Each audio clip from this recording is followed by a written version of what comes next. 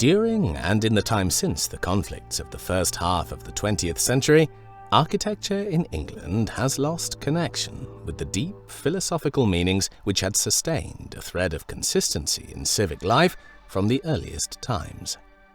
The new design presented in 3D rendering in this video is one of BYRGA GENIHT's answers to the call to pick up this thread. It draws upon material and stylistic references from historic buildings, primarily in Essex and the Eastern region, to act in conversation with what has gone before, but presents their inner philosophy in a fresh, new way.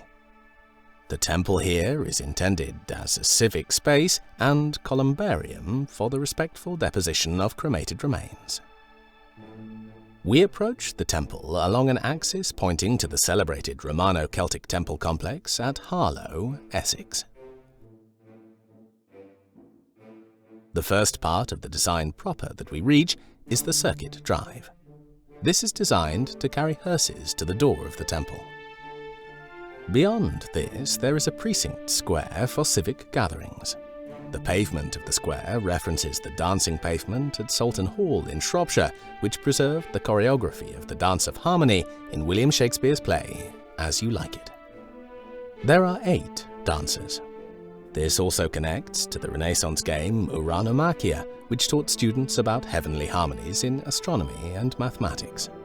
The dance pavement motif was repeated in the 17th century by Sir Christopher Wren in some of his projects, and another source for the precinct square here is the churchyard at St Mary Abchurch in the City of London. A connection between Salton and St Mary Abchurch meant these buildings both draw on the dimension 55 feet by 55 feet, and so the precinct square is 55 feet by 55 feet to honour this important English tradition. Either side of the precinct square we see a service building. These ancillary buildings are roofed with solar panels facing towards the south, more accurately south-southwest, as part of our commitment to sustainability. The northern ancillary building contains a plant room and storage. The southern ancillary building contains welfare facilities for guests. We turn towards the facade of the temple. The details of the columns, the pediment and the roundels are taken from the Gate of Honour at Gonville and Caius College, Cambridge. When we look at the double cubes in the pedestals, we can see that each square panel has a rhombus carved within it. A cube has 6 faces, so in our minds we can extrapolate 12 rhombuses. These are the sides of a rhombic dodecahedron, the sacred form of the universe in Plato's book Timaeus, as well as the form of the soul in the Bible's book of Ezekiel. The double cube is also a reference to the rhombic dodecahedron, as the more advanced form can be made by sheathing a cube with square-based pyramids made by dissecting an identical twin cube. There are 8 of these plinths in total in the temple, each picked out by using dark Purbeck marble to contrast with the plain limestone of the temple as a whole. As we retreat back across the precinct square, we can see how the temple pediments have been designed to obey the wide angle of the rhombus that forms the rhombic dodecahedron. Re-entering the circuit drive, we will take the path of a hearse in laden procession. The circuit drive adopts a circular curvature centered upon the very center of the Uranomakia, or, As You Like It, Dance of Harmony. Deceased community members participate in the community's expression of harmony in the final journey. We travel clockwise with the sun, which has important connotations of good fortune in English culture.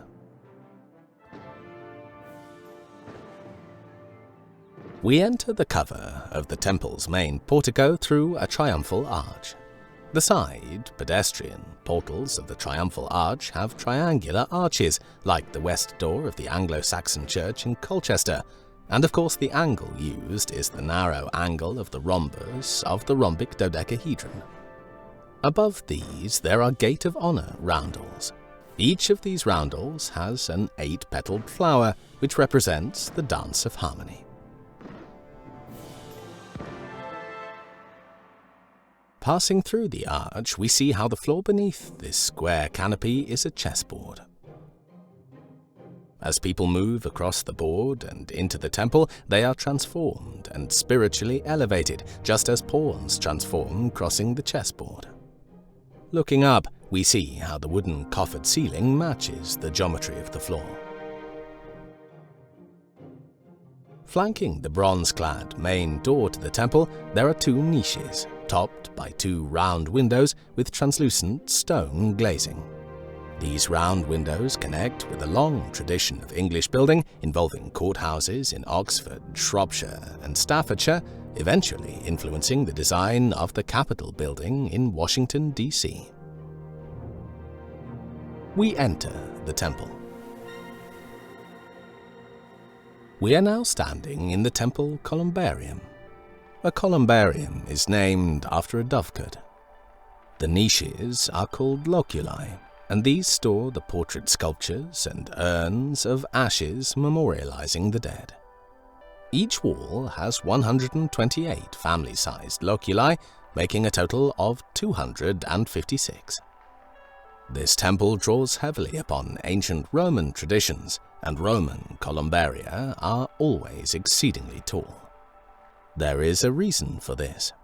It is important that generation upon generation of the same families and communities find rest in a shared space whose overwhelming grandeur serves as an embassy between the living and the world of the ancestors. Each loculus is lit from behind its cover, bathing the room in the warm light reflected by limestone and traditional terracotta tile. This room has a floor representing the board of the game Rhythmomachia. This Renaissance game has a board of 8 by 16 tiles and, like chess, represents advancement and transformation, not least because it was used to teach harmonics.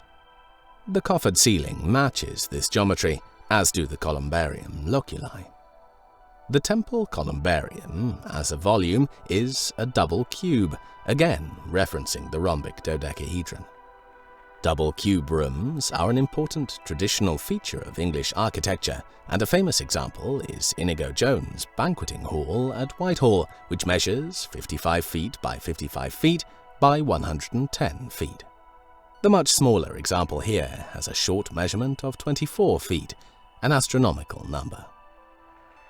We must turn around to look at some practicalities.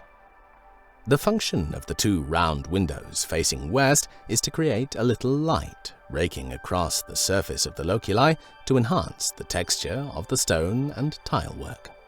Below the windows are two niches like those expressed externally. These niches have doors, concealing necessities such as electrical switches, fuses, and a board for keys to the loculi. Turning to face east, we see a new kind of triumphal arch, one drawing upon the Anglo-Saxon church of St. Benet's, which served as the Senate House for the Regent's University, Cambridge, for hundreds of years. The carved lions are derived from those in St. Benet's, but also the Roman tomb of Longinus in Colchester. Arches of this type represent a rainbow, and moving through the portal is yet another symbol of transformation and spiritual elevation. At all times, this building increases the honor that is bestowed through the traditional architectural language. We enter the temple sanctuary. This area does not contain loculi, but is a focal point and the crucible within which spiritual transformation is traditionally believed to take place. The room, 26 feet by 26 feet, takes the form of a Romano-Celtic temple, honoring local heritage at Harlow Temple, which this monument faces across the county of Essex. The great wooden spiralling columns are a reference to the Mercian royal crypt at Repton in Derbyshire, an Anglo-Saxon sacred place dedicated to the remains of saints and kings. The flooring here is a pattern taken from the Millefiori glass decoration from the Sutton Hoo Anglo-Saxon treasure and the Staffordshire Hoard Anglo-Saxon treasure. Research by BYRGA GENIHT has also established this geometry is the basis of the coronation pavement at Westminster Abbey. The 3x3 grid is applied to a cube, and the tilted square constructed with X shapes in the middle side boxes. Cutting through the big cube along these lines defines a rhombic dodecahedron within. Another way of intuiting this is to see the central square as the inner cube and the triangles joining it as the cross-sections of the pyramids sheathing it to make the rhombic dodecahedron. We stand at the center of the room and we are bathed in light from above. A shaft rises to a lantern in the roof, and within this lantern, tilted square windows create a rhombic dodecahedron of light above our head, illustrating how the geometry functions. The vertical beam of light touches us and connects us to the divine. This is the spot where important civic moments may happen. Vigils for the dead lying in state, funeral presentations, music, poetry readings, and civic ceremonies of honor and transformation. The space is even ritually appropriate for coronations in a traditional Anglo-Saxon mindset. At the crescendo of a civic ceremony, the tall, bronze-clad double doors to the north, east, and south can be opened simultaneously, flooding the temple with light.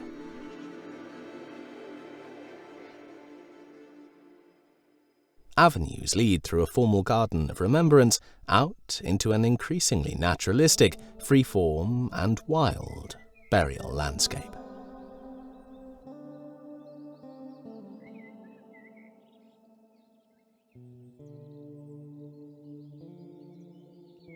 Closing the doors and turning back to face the temple, we can appreciate how each of these sets of doors is dignified by a shallow portico with the same features as the larger main door portico. One difference is that there are no round windows here in order to maintain the important ancient tradition of the light show in the sanctuary. As well as Romano-Celtic temples, this light show was an important part of the mysteries at the Greek sanctuary of Eleusis. Instead of the round windows, there are the Gate of Honor roundels.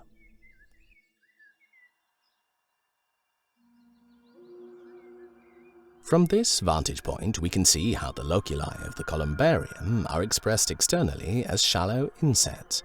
This allows community members to identify where their family loculus is located, even when the temple interior is unavailable. This concept is informed by the ancient Egyptian concept of the Chapel of the Hearing Ear, where a carved portal at the rear of a temple allowed people to access proximity to a deity without passing through the long ceremonial routes through the temple complex.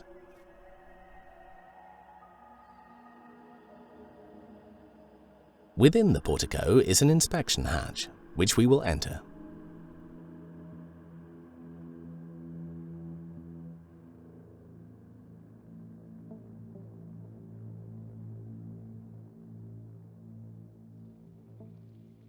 We are now underground, in a cistern beneath the temple sanctuary. The great cistern is a 3x3 grid with 4 great piers directly underneath the sanctuary's spiral columns. This cistern collects rainwater from the temple's roofs. The architectural form of this hidden room performs a very important spiritual function. The diagonal lines of its vaults create the pattern needed to create the rhombic dodecahedron, and its depth allows the center of the floor in the sanctuary to occupy the middle of the volume of the rhombic dodecahedron implied by the vault below and the pavement above. This technique was used at Repton, but also in the Holy Roman Empire at Corvey, in Oxford Castle, in the chapter house of the old St. Paul's Cathedral in London, and many other important civic buildings. Its use in the Grand Jury Room in Warwick and in the now demolished chapel of Newgate Jail underline how this architectonic arrangement has been consistently used at our most highly charged moments of justice, redemption, and civic philosophy. Moreover, it has been used in a way that addresses the spiritual dignity of everybody. Additionally, the presence of water fulfills very ancient cultural concepts about transformative spaces being located above water. Although this room cannot be seen from the temple sanctuary, it legitimizes the assertion that it is an appropriately constructed place of honor and spiritual significance. Returning to the gardens, we approach 2 round structures, which are additional columbaria and well houses. These structures honour Iron Age and medieval chivalric architectural sensibilities. The location of the well houses is very special. They sit bounded by an invisible square of 116 feet by 116 feet, which is the same placing as the round towers of Lulworth Castle in Dorset, a prodigy building by Inigo Jones. The size of the temple sanctuary is mathematically related to this scale using the same techniques based on the rhombic dodecahedron as Lulworth is to Sultan and the banqueting house in Whitehall.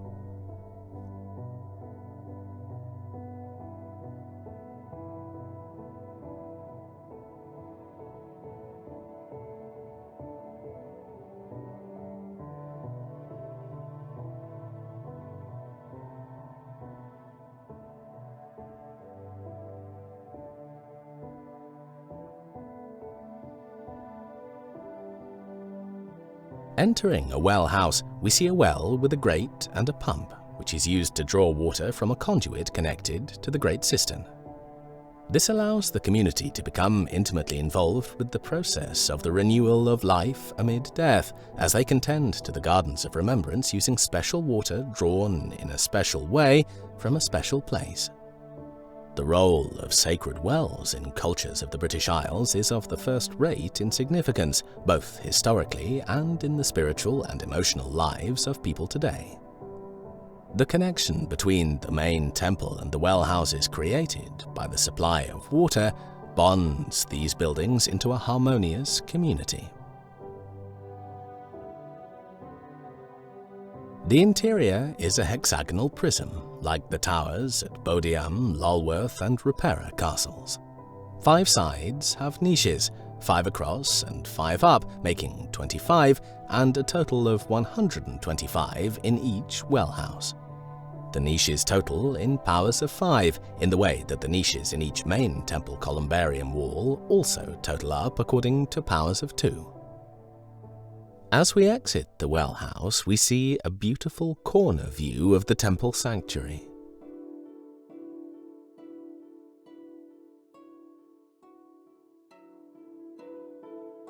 Strong lamps illuminate the tilted square windows in the lantern. The lamp shining down vertically is housed in the top of a tilted square section cupola. To support this cupola, there is a type of roof known as a Rhenish helm. The Rhenish helm roof is 1/2 of a rhombic dodecahedron and was an important cultural signifier to the Anglo-Saxons, which they exported to the Rhine. In classical fashion, the lantern and cupola are clad in copper. In line with the contemporary lamps, which guarantee the light show inside, are stone urns with gilded flames. These flaming urns are a classical motif relating to eternal life and are seen on related buildings such as the Temple of the Four Winds at Castle Howard and St Mary's Chapel at Lulworth Castle. These urns are based on the ones at Salton Hall, and the egg and dart pattern running around them harmonizes with the Gate of Honour references and also indicates a 3x3 grid on the lamp itself. In the way that the Purbeck marble plinths can be counted to identify 8 dancers, the stone flaming urns can be counted around the building, and they number 7 in total. This references the famous 7 lamps. The meaning of the 7 lamps is related to the rhombic dodecahedron. We have seen how there are 3 tilted square projections through a tube that make a rhombic dodecahedron.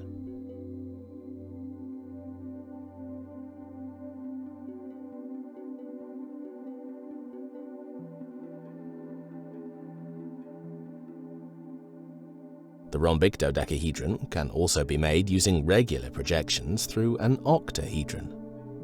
There are 4 of these projections, which are hexagonal shafts rather than square ones. This is the reason why sets of corner towers traditionally have hexagonal interiors, and why this is also the case for the well houses. They are located in the right position to signal this function of contributing to the resonance of the temple sanctuary. A lamp per projection means 3 lamps for the tilted squares and 4 for the hexagons, giving us the fabled 7 lamps and the 7 flaming urns on the temple. As we circle back around the temple, we can reflect how the double cube plinths, the dancers, focus upon the center of the temple sanctuary, but 2 are much further out. This conjures the form of the egg, a symbol of rebirth.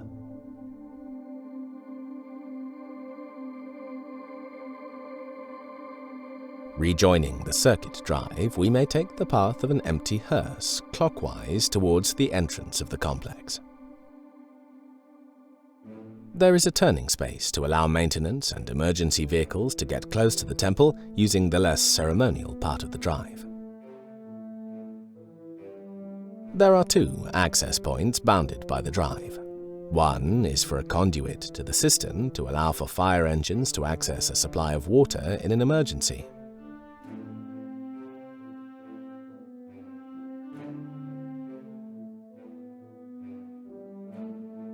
The status of this part of the drive as less ceremonial also allows the road-bounded parcel of land behind the southern ancillary building to house a septic tank for the welfare facilities. The circuit drive provides a symbolic barrier between this necessary function and the ceremonial space of the wider natural burial ground and sacred landscape. Considerations of this type are essential in balancing the needs of the living, including accessibility and the dignity of the dead. Having arrived back at our start, we may look once more towards the temple across the precinct square. This design constitutes cultural advice in a project investigation phase prior to the involvement of a structural engineer. It represents an exercise in cultural interpretation, synthesis, and development in the service of reigniting the rich philosophical life of the British Isles. The concepts and the synthesis expressed in this video are the intellectual property of BYRGA GENIHT Limited and James D. Wen. Cultural, historic, and philosophical advice of this nature tailored to individual projects is commercially available. Please see byrga.co.uk for details. Many thanks for watching.